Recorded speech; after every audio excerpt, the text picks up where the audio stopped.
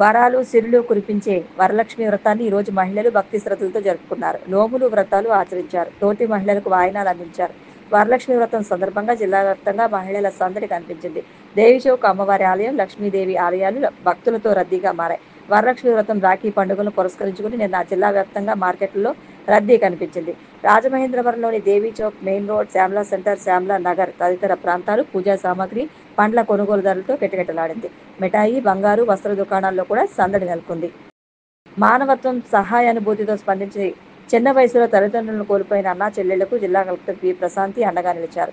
తల్లిదండ్రులను కోల్పోయిన రాజానగరం మండలం నందరాడ గ్రామానికి చెందిన మేడిశెట్టి నీరజ డెహ్రాడూన్లో గేట్ కోచింగ్ తీసుకోవాలని ఆదేశించింది. ఆమెకు అంత ఆర్థిక స్తోమత లేదు. అన్న హరికృష్ణ కూడా ఉద్యోగం కోల్పోవడంతో ఆ కుటుంబం ఆర్థిక కష్టాల్లో చిక్కుకుంది. పీజీఆర్ఎస్ ద్వారా నీరజ తన లక్ష్యాన్ని కలెక్టర్కు విన్నవించి సహాయాన్ని అర్థించింది. స్పందించిన కలెక్టర్ వారిని పిలిపించి కోచింగ్ కోసం 40,000 ఆర్థిక సహాయాన్ని అందించడంతో పాటు ఆమె సోదరుడికి ఉద్యోగం కల్పిస్తారని భరోసా ఇచ్చారు. కలెక్టర్ చొరవను అధికారులు, జిల్లా వాసులు ఎంతగానో కొనియాడుతున్నారు. మౌఖిక రూపంలో ఉండే అపారమైన గిరిజన సాహిత్య, సంస్కృతి సంపదను సాంకేతిక పరిజ్ఞానంతో పరిరక్షించి భావితరాలకు అందించాలని వీసీ ఆచార్య ఎస్. ప్రసన్నశ్రీ అన్నారు. ఆదికవి నాన్నయ్య యూనివర్సిటీ, ఎన్ఎస్ఎస్ విభాగ సహకారంతో SC, ST cell, university college of science and technology ఆధ్వర్యంలో అంతర్జాతీయ గిరిజన దినోత్సవాన్ని ఘనంగా నిర్వహించారు.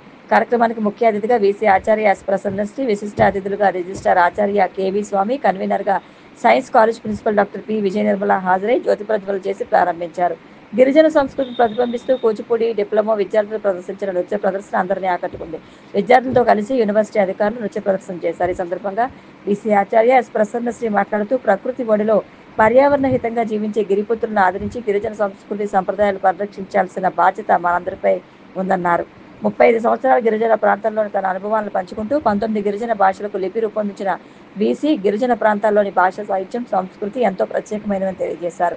ఈ కార్యక్రమంలో విశ్వవిద్యాలయ అధికారులు, అధ్యాపకులు, అధ్యాపకేతర సిబ్బంది మరియు విద్యార్థులు పాల్గొన్నారు. టీచర్గా పనిచేస్తూ మరణించిన భార్య మరణించడంతో ఆమె భర్తకు కారుణ్య నియామకం కింద ఉద్యోగం కల్పించారు. సీజీఆర్ మున్సిపల్ కార్పొరేషన్ ఎలిమెంటరీ స్కూల్లో సెకండరీ గ్రేడ్ టీచర్గా పనిచేస్తూ మరణించిన మందాలపు నాగలక్ష్మి భర్తకు కారుణ్య నియామక పత్రాన్ని జిల్లా కలెక్టర్, కమిషనర్ పి. ప్రశాంతి అందజేశారు. కార్యక్రమంలో ఆఫీస్ మేనేజర్ ఎండి అబ్దుల్ మౌలిక్ పాల్గొన్నారు.